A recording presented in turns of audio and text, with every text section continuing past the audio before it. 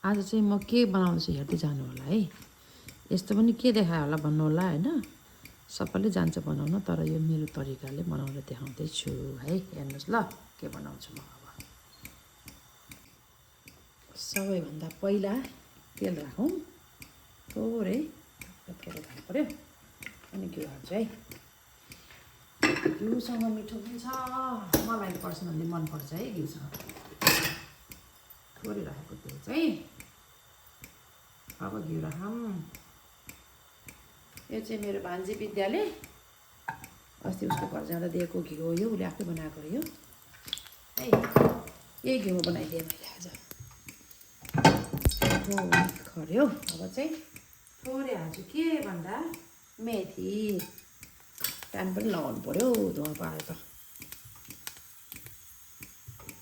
ल मेथी लगाएँ, त्यसपछि लसुन फुटाउँछु है पहिला। पुरा मिठो हुन्छ नि बास्ना। एउटा लसुनलाई थिचेर लगाइदिएँ, अब रातो भयो। अब यसमा सरी प्याज होइन, सुकुटी हाल्नु पहिला।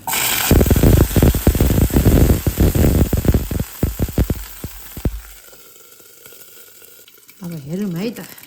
ल यो पनि होइन, अनि प्याज राखौँ। प्याजलाई एकछिन राखेर भुटौँ। अब चाहिँ प्याज पनि भुट्यो। अब यसमा नुन राखौँ, अनि बेसार। त्यसपछि चाहिँ के हाल्छु हेर्नुहोस् है। ए यो हाल्न पो रहेछ भन्नु होला होइन। अन्तिमसम्म हेर्नुहोस् है के हाल्छु मैले, के हाल्दिनँ। ल यो चाहिँ आलु र घिरौँला। यो घिरौँला मैले चाहिँ अस्ति प्लम स्टेट भान्जाकोमा जाँदाखेरि त्यहाँनिर चाइनिज पसलबाट ल्याएको। पक्का नेपालको जस्तो घिरौँला। महँगो त महँगो थियो, खानु मन लागेको चाहिँ के को महँगो होइन। खानु मन लागेको किनेर खाइहाल्नु। अब यसलाई पकाउँ है एकछिन।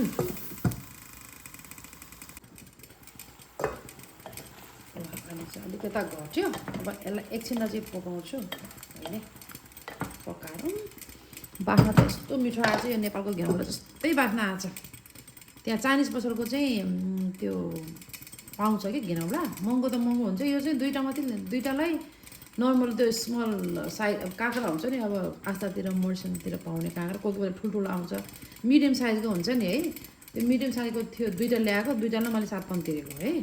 तर 7 पाउन्ड तिरे पनि यसको स्वाद चाहिँ साह्रै मिठो हुन्छ। मलाई त साह्रै मनपर्छ यस्तो होइन। महँग बास्ना आएको। यसमा त मैले केही नराखेको यत्तिकै यो मात्रै नुन र मात्रै हालिदिएको नि, एकदम मसला मात्रै हाल्दा पनि मिठो लाग्छ मलाई। अनि बल्लदेखि घिरौँलाको स्वाद आउँछ क्या। अब एकछिन पकाउँछु है यसलाई फेरि म।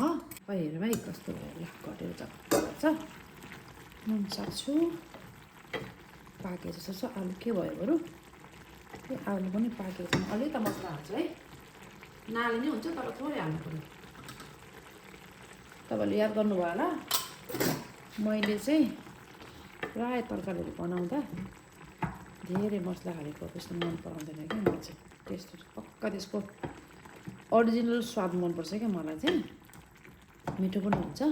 आलु अलिक नपाकेर चाहिँ एकछिन पकाउँछु है।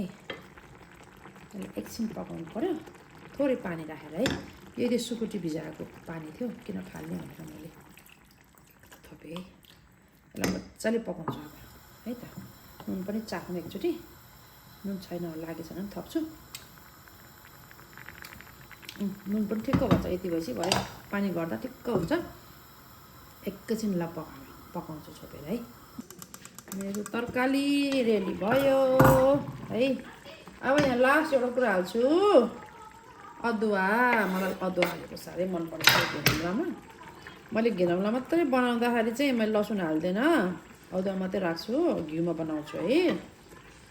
अनि मसला पनि त्यति राख्दैन, अलि राख्यो भने अलिकति मात्रै हो। यसरी बनायो भने चाहिँ घिरौँलाको स्वाद यस्तो मिठो हुन्छ, गुलियो गुलियो है। अब खुर्सानी हरियो खुर्सानी खानु मन लाग्न त हरियो खुर्सानी हाल्नुहोस्, झनै मिठो हुन्छ। आगो मारेँ मैले एउटा कुरा हालेन, के हालेन तपाईँहरूले याद गर्नुभयो कि भएन। मलाई त्यो कुरा चाहिँ नहाली पकाएको चाहिँ घिरौँला चाहिँ मिठो लाग्छ।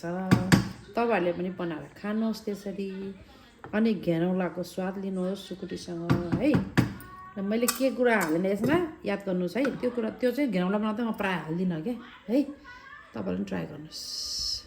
कस्तो मिठो घेरौँला रहेछ कि सल्लक्कै खाएँ मैले, पक्का नेपालकै टेस्ट रहेछ है।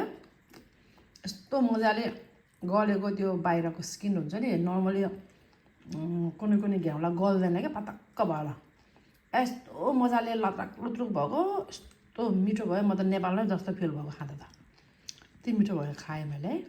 त्यो कुन पसल हो भने म तपाईँहरूलाई देखाउँछु है, ल सुन्नु।